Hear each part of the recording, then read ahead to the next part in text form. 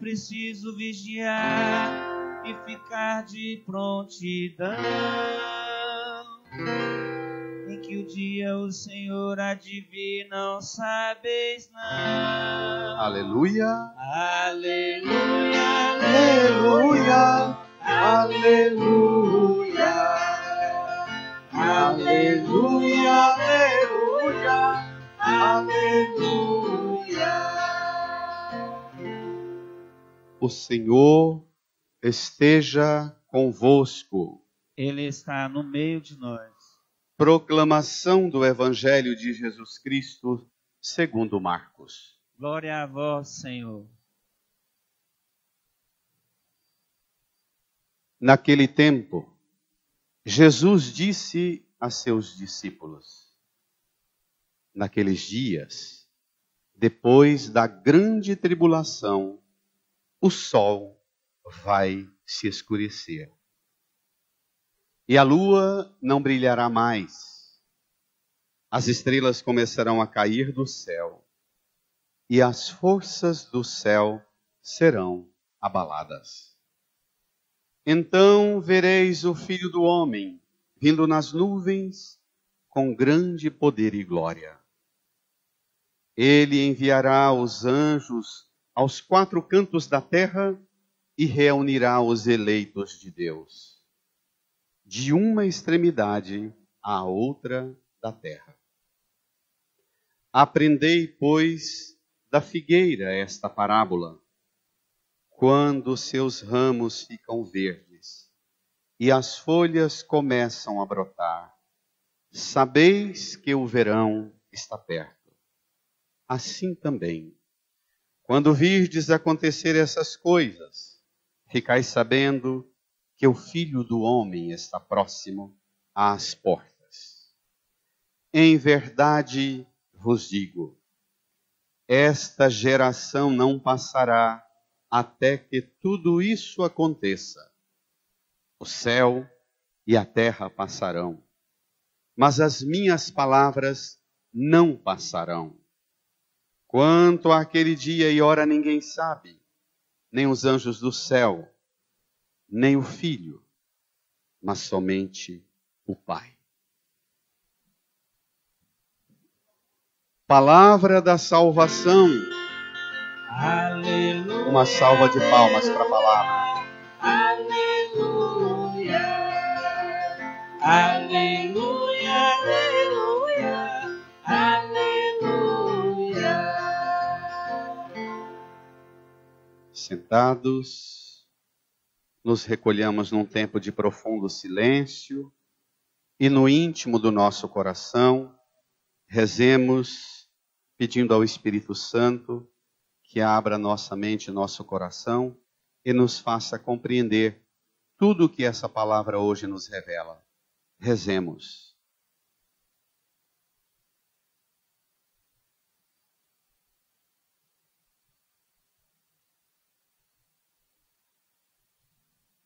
Amém. Prezados, Dona Dirce e Senhor Ari, com alegria nós elevamos com vocês um grande louvor a Deus pelo caminho percorrido, por tudo que experimentaram nesses 70 anos. Hoje é dia de entregar no altar um acerto de contas agradecido. E no altar, aquilo que na vida nós não damos conta de fazer bem, no altar tudo fica bem. Porque se houver algum erro ou alguma fraqueza nesses 70 anos, o Senhor perdoa e renova o coração de vocês dois hoje.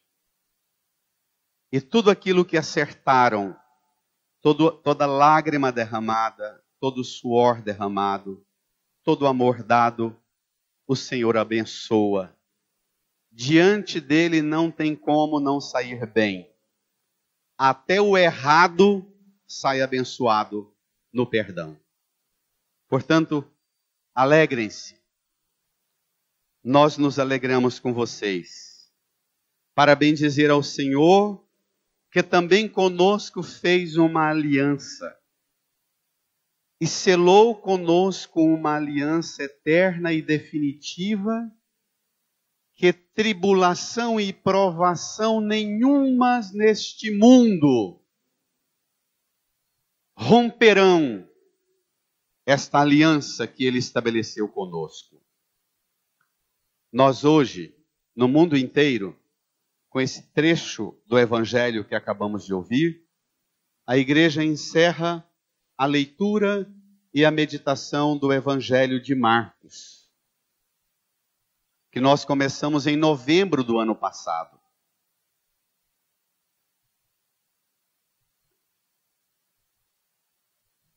Este caminho que a igreja nos possibilita a cada ano, de novembro a novembro, nós tomamos um evangelho inteiro e percorremos o ano inteiro, a cada domingo, lendo um pedaço, uma parte do texto, que vai ajudando a gente caminhar e conduzir nossa vida até ficar diante do Senhor, como no texto ele apresenta. Tomem comigo no seu folheto número 9. Evangelho de Marcos, capítulo 13, versículo 24 a 32. Esse texto tem tudo a ver com 70 anos de casados. Nesta cena que aqui ocorre, Jesus está em Jerusalém ou no Horto das Oliveiras, depois de Domingo de Ramos, segunda-feira, terça, quarta da Semana Santa, ele prepara os discípulos para o desfecho que desencadeará a partir da quinta-feira da Paixão. Nós estamos aqui no capítulo 13 de Marcos, no grande discurso sobre o fim. Jesus caminha, nós estamos na Semana Santa, caminha para o desfecho da sua morte na cruz. E ele prepara os discípulos para os discípulos enfrentarem também o fim.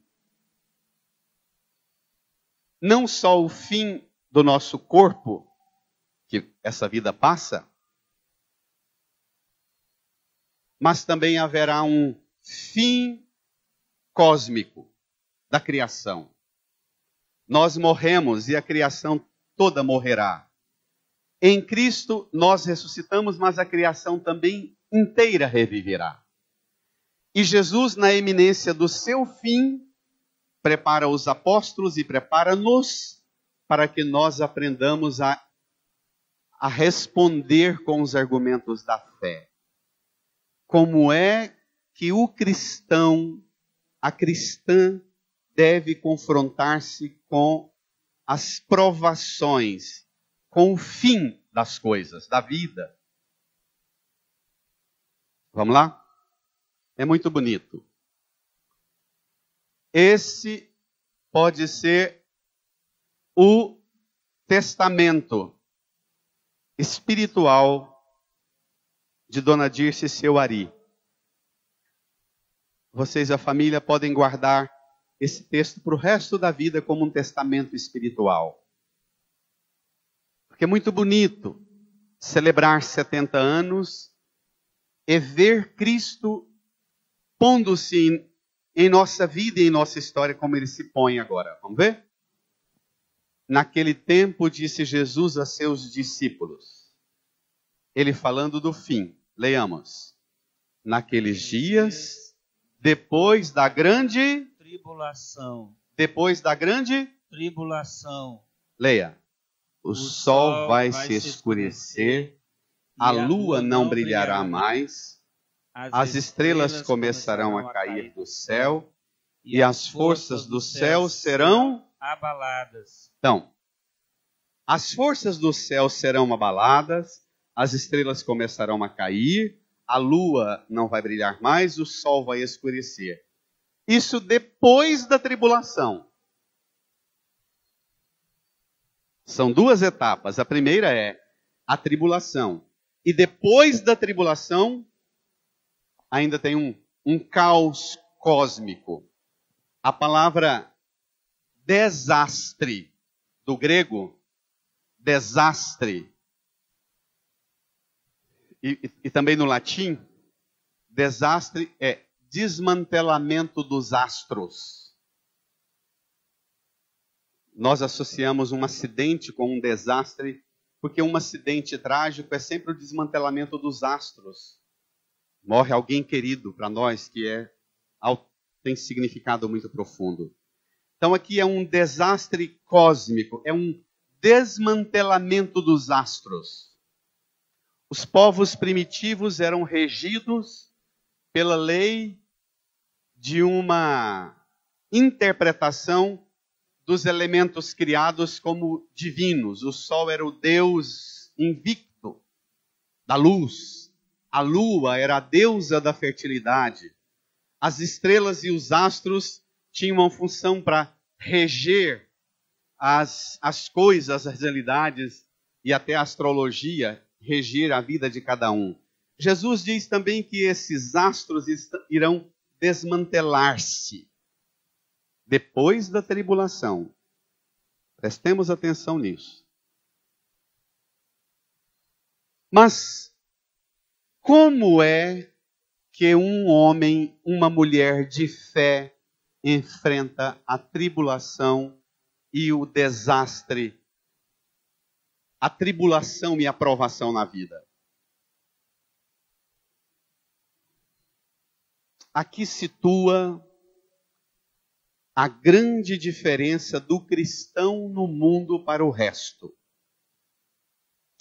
O cristão, a cristã, um casal cristão, não é um tipo de gente privilegiada que goza de uma proteção sobrenatural e com eles não acontece nenhuma coisa difícil, nenhuma tribulação, nenhuma provação. De jeito nenhum. O cristão não é alguém que não é afrontado por provações enormes, de jeito nenhum. A diferença do cristão para os outros crentes e para os não crentes é a forma como o cristão, a cristã, enfrenta a tribulação. Na interpretação de muitas religiões e de muita gente fraca na compreensão da fé, acha que se tem tribulação, então porque não estou na religião certa, na igreja certa, não, esse Deus não existe, porque olha como é que estão as tribulações na minha vida. Essa é a forma mais pobre e estúpida de interpretar os fatos. Estúpida. A fé bíblica não propõe e não garante, porque Cristo diz que depois da grande tribulação ainda vai ter uma grande hecatombe cósmica.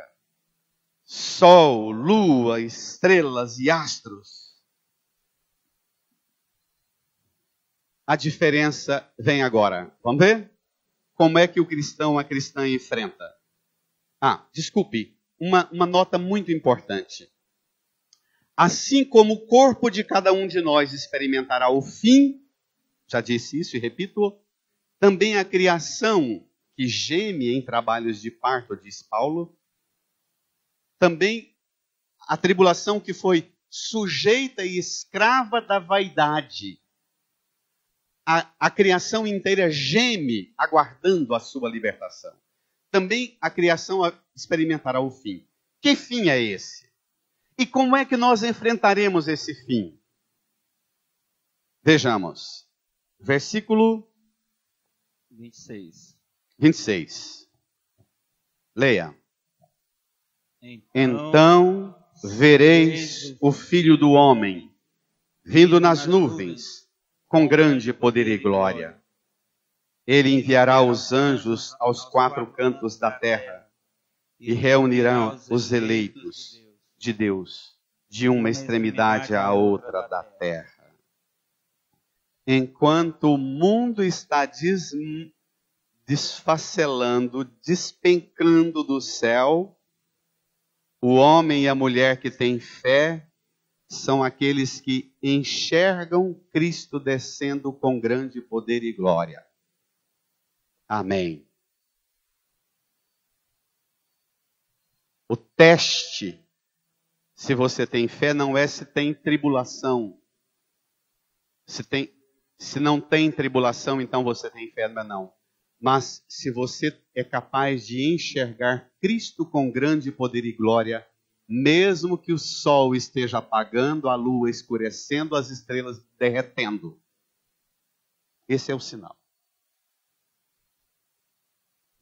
Seguramente, passaram e chegaram aos 70 anos porque deram conta de enxergar Cristo no meio das tribulações. Porque tiveram tribulações, não tiveram? Não é? Mas a capacidade de um homem, de uma mulher, mas sobretudo de um esposo e de uma esposa, que conta para ele e para ela as provações que vêm lá do trabalho, do caos na família, da perda de controle dos filhos, o sofrimento em diagnosticar os problemas, identificar os problemas, mas também uma capacidade de fé de enxergar Cristo. O que vem agora é uma das coisas mais impressionantes na pedagogia de Jesus. Jesus, ele mesmo está caminhando, amanhã ou depois vai ser a sua morte na cruz. Ele, ao invés de falar para os discípulos do sofrimento dele, ele está preparando para enfrentar o sofrimento dele, conscientizando e capacitando e qualificando os discípulos para que eles também enfrentem os sofrimentos e as tribulações deles. Ele não fica puxando a dó de todo mundo para cima dele, a compaixão para o lado dele. Ele aponta para os discípulos que também eles verão provações e tribulações, e ele convida os discípulos a enfrentar. E o que Jesus utiliza, a linguagem, o recurso pedagógico, pai e mãe. Tem muitas crianças aqui, pai e mãe. Preste atenção na forma com que Cristo capacita e qualifica os discípulos para enfrentar com fé as provações. Veja, versículo 28, é isso? 28.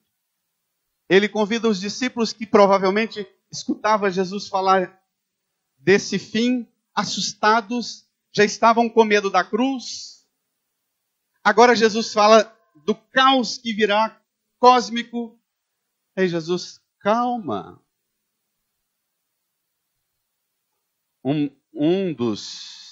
Uma das interpretações desse texto é que Jesus estava aqui no ambiente do Horto das Oliveiras. Caminhando com os discípulos lá no Horto das Oliveiras, de repente ele olha para um pé de figo e fala, calma. Olha como é que um pé de planta enfrenta a seca, o inverno, o verão. Calma. Olha que coisa linda. Leia. Brada. Aprendei, pois, da figueira esta parábola. Quando seus ramos ficam verdes e as folhas começam a brotar, sabei que o verão está perto. Assim também, quando virdes acontecer essas coisas, ficais sabendo que o Filho do Homem está próximo às portas. Quando aparece a tribulação na sua vida, ficais sabendo que o Filho do Homem, que Jesus está próximo. Está onde? Na porta. O senhorio é dele. A solução é dele. A autoridade é dele. O fim último pertence a ele. Infelizmente, nós vivemos um cristianismo cada vez mais xoxo. Nas religiões que se tornaram religiões de mercado, religiões que aprenderam com a lógica do mercado a serem religiões do sucesso, porque investem no dízimo e na oferta para montar impérios mundanos e diabólicos, nós estamos perdendo a noção dessa fé, desse nível altíssimo que Cristo apresenta, a autoridade da fé cristã. Uma fé que não é capaz, muitas vezes, de impedir que o problema venha, mas uma fé que te capacita e te qualifica a enfrentar a tribulação. Mesmo que você não consiga resolver, mas você enfrenta. Porque num casamento, numa família, não tem coisa mais triste do que uma mulher, um esposo, uma esposa fraco para enfrentar problema, não é? Não dura 70 anos nunca, né? Nunca. Nunca. Em um ano acaba. Em alguns meses acaba.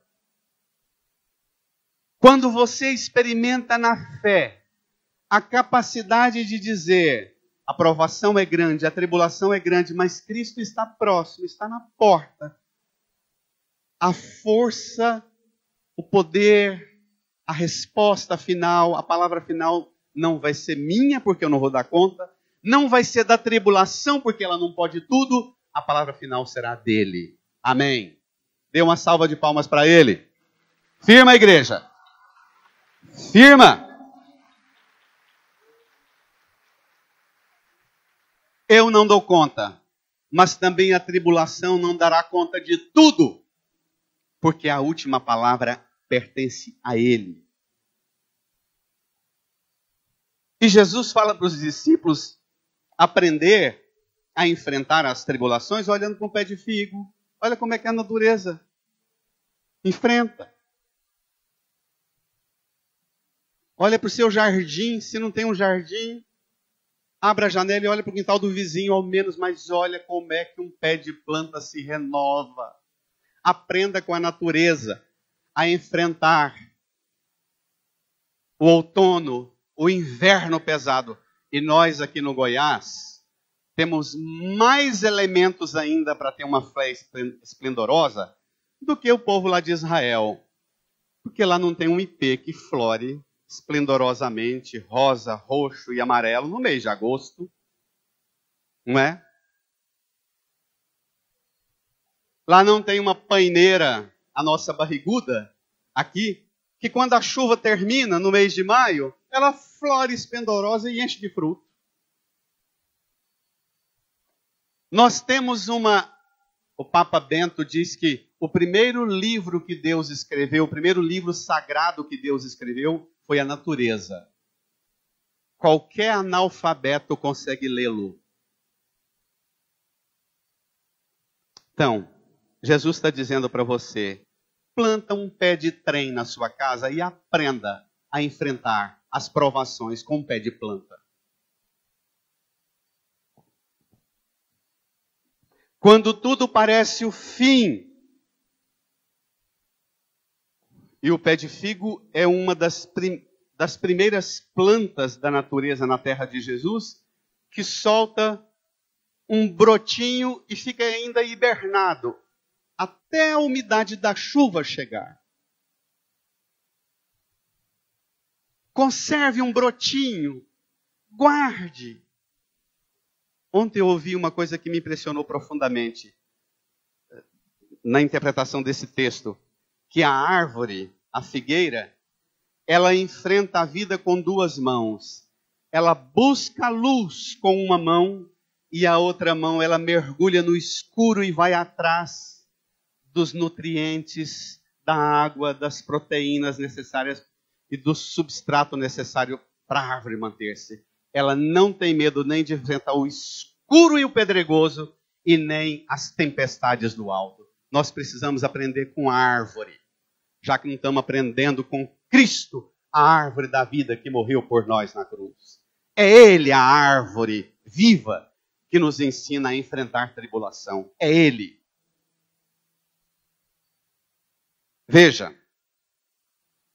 versículo 30. Todos juntos.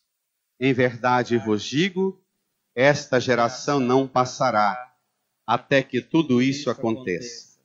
O céu e a terra passarão, mas as minhas palavras não passarão. Gente, 3 vezes Jesus fala do caos e da provação e fala da autoridade da fé.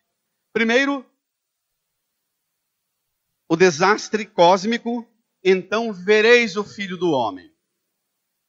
Depois, quando vier a seca, o inverno, sabei que o Filho do Homem está próximo, está às portas. Agora a terceira, a minha palavra não vai passar, até que isso tudo aconteça. O céu, a terra passa, mas a minha palavra não passa. Acredita, confia, firma. E ainda termina por dizer, leia. Quanto aquele dia e hora, ninguém sabe, nem os anjos do céu, nem o Filho, mas somente o Pai. Quarta afirmação da fé no meio do caos. O Pai tem todo o controle, Ele sabe de tudo. Ele criou o mundo, Ele criou a história, Ele move a história. E o fim último pertence a Ele. Irmã, irmão, Cristo não está descrevendo como um jornalista as realidades futuras. Ele está informando você de que na sua vida também você passará por provações. Por provações que somente pela fé você consegue sobreviver. Tem provação que você não vence senão pela fé. Tem provação, inclusive, que você até pensa que tudo acabou. Depois que passam muitos anos lá na frente, você pensa, e eu que nem sabia que ele guardou isso no coração, que ela guardou isso no coração, e esse amor sustentou. Tem provação que faz a gente pensar que secou.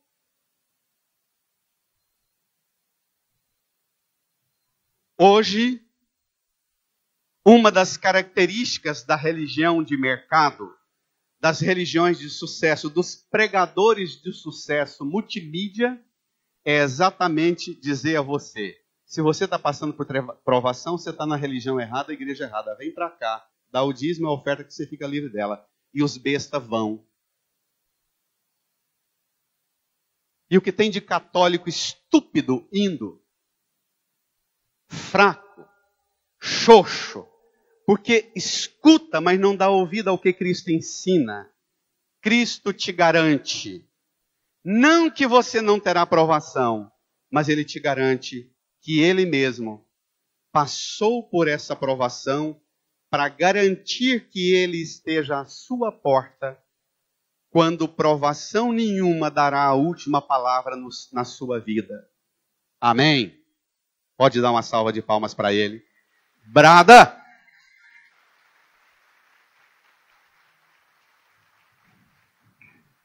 Olha, para terminar, pega comigo a segunda leitura.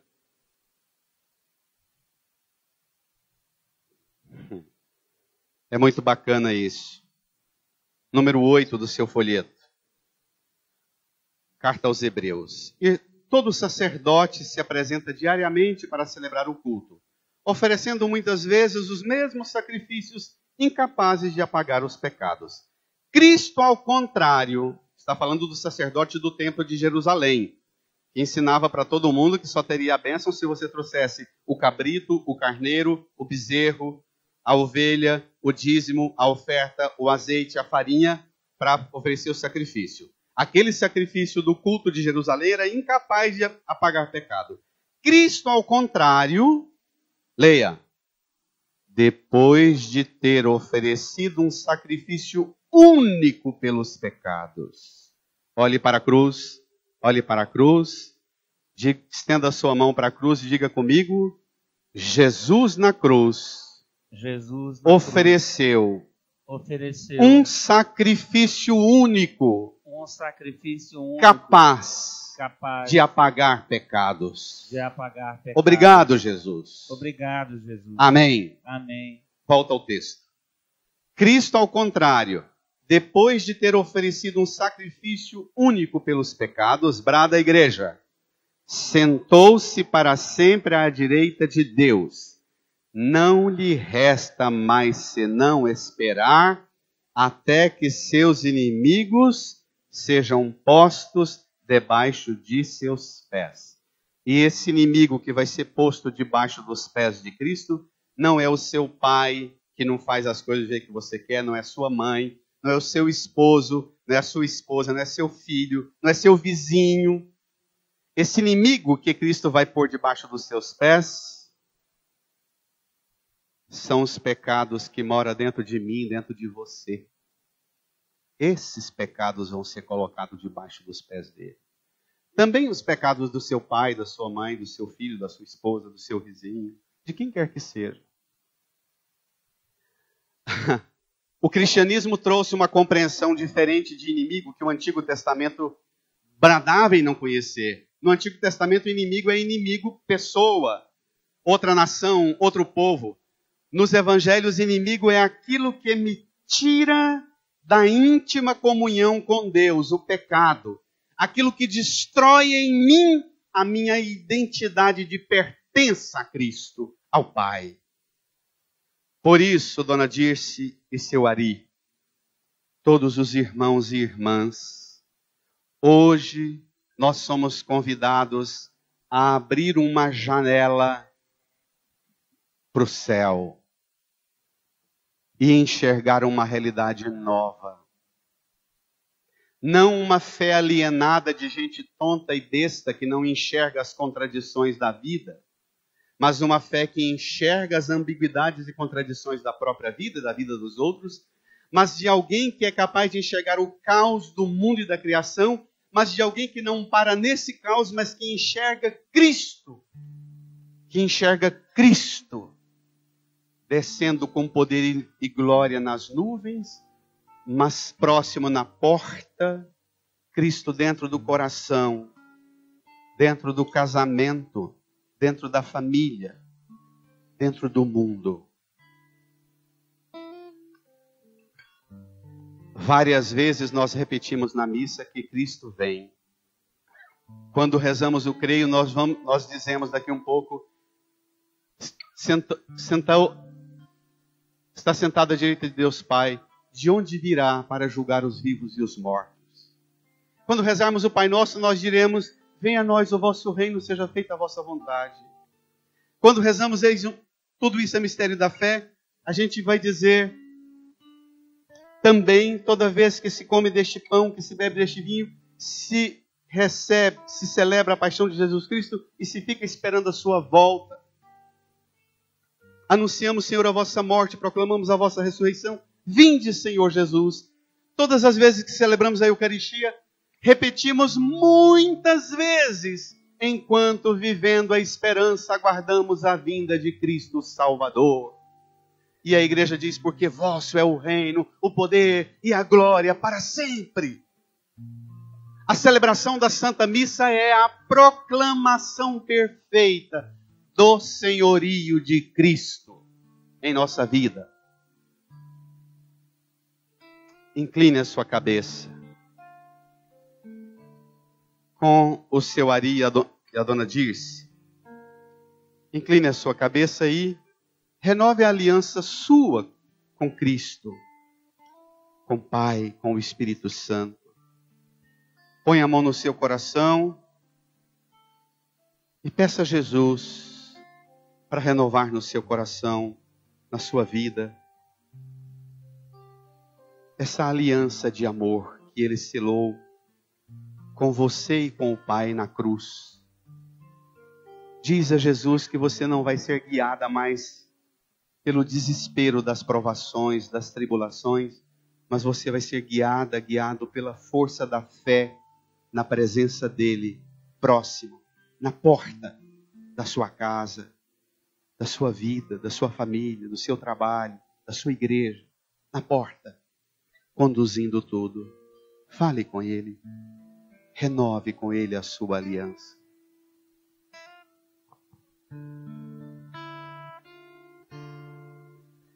Todo joelho se dobrará e toda língua proclamará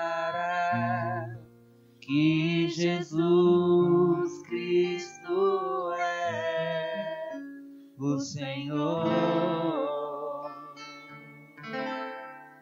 Todo joelho se dobrará e toda língua proclamará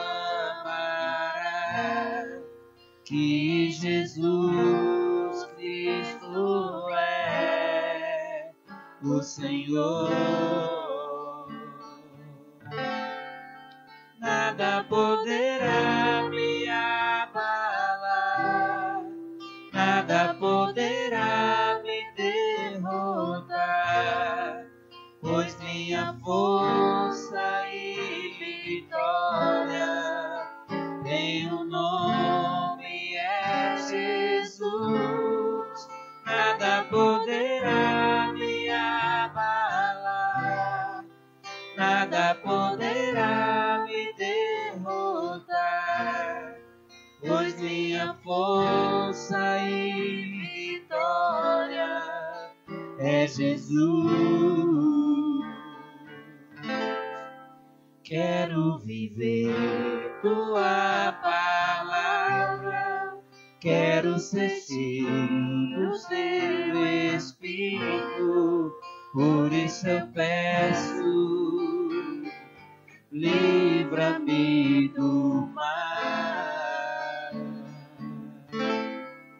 Quero viver tua palavra, quero ser cheio do teu Espírito, livra-me do mal. Nada poderá me abalar, nada poderá me derrotar. Fiquemos de pé. Pois minha força e vitória tem um nome, é Jesus. Nada poderá me abalar, nada poderá me derrotar, pois minha força e vitória é Jesus. Deixem o folheto no banco. Estendam as mãos aqui sobre Dona Dirce e seu Ari. Vamos rezar por eles. Oferecer a vida dos dois. O suor, a lágrima, o sangue que derramaram. O leite que amamentou os filhos, o amor derramado.